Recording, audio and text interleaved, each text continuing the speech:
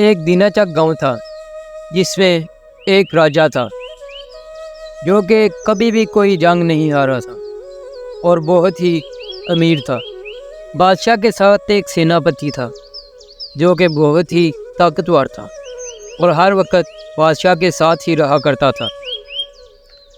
बादशाह सोया हुआ था तो उसे एक ख्वाब आता है जिसमें बादशाह देखता है कि एक बहुत ऊंची बिल्डिंग है और उसमें सबसे नीचे बादशाह की बीवी, उससे ऊपर बादशाह का बेटा और उससे ऊपर बादशाह की बेटी होती है और बादशाह सबसे ऊपर वाले माले पर होता है और सब एक एक कर नीचे गिर रहे होते हैं और बादशाह सबसे आखिर पर नीचे गिरता है।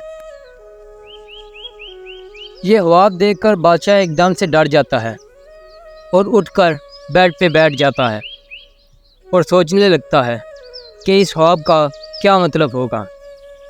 और बादशाह सोचता है कि मैं सुबह ख्वाब की तफसील बताने वाले को बुलाऊंगा और उससे पूछूंगा।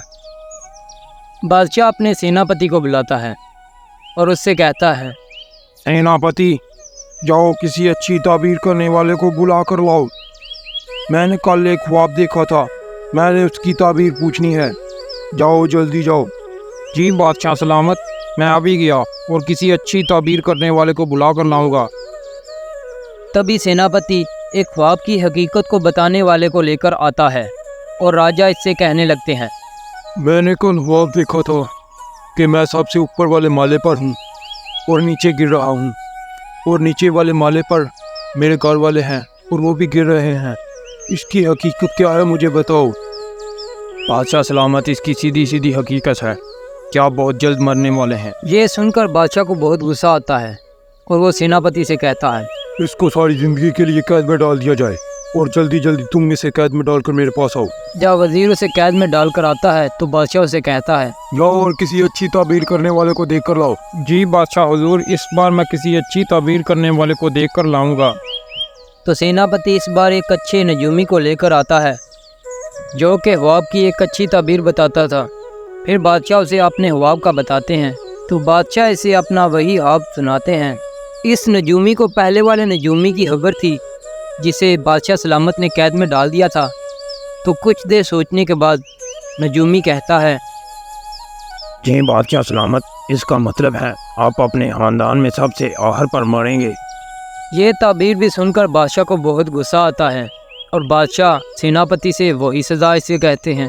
इस बार बादशाह सलामत बहुत गुस्से में थे और सेनापति से कहते हैं, अगर इस बार तुमने किसी अच्छे नजूमी को ना बुलाया तो तुम्हें भी वही सज़ा होगी जो उसे होगी।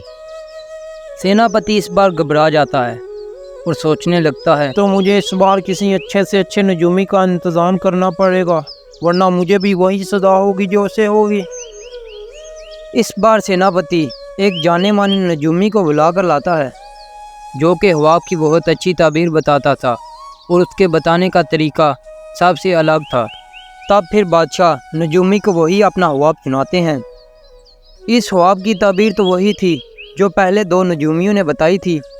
तो इस बार नजूमी सोचने लगा, इस ख्वाब की हकीकत तो वही है जो पहले दो ने बताया था, तो मैं इस ख्वाब को कैसे बताऊं कि बादशाह सलामत मुझे कोई सज़ा ना दे।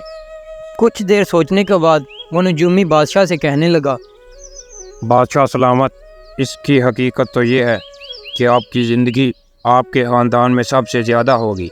ये ख्वाब की हकीकत सुनकर बादशाह बहुत खुश हुआ और कहने लगा, इस ख्वाब की हकीकत तो बहुत अच्छी है, इसी से खुश होकर मैं तुम्हें कुछ सोने के सिक्के दूंगा। जाओ, मैं सेनापति से कहकर ये तुम्हारे घर पर पहुंचा दूंगा। बादशाह सलामत, आप बहुत अच्छे हैं। जी ठीक है, अब मैं जाता हूं, मुझे थोड़ा सा काम है। दोस्तों, इस ख्वाब की हकीकत तो वही है लेकिन पहले दो का तरीका थोड़ा अलग था। दोस्तों, हमें बात करते हुए ऐसे अल्फाज चुनने चाहिए जो कि अगले को बुरे ना लगें।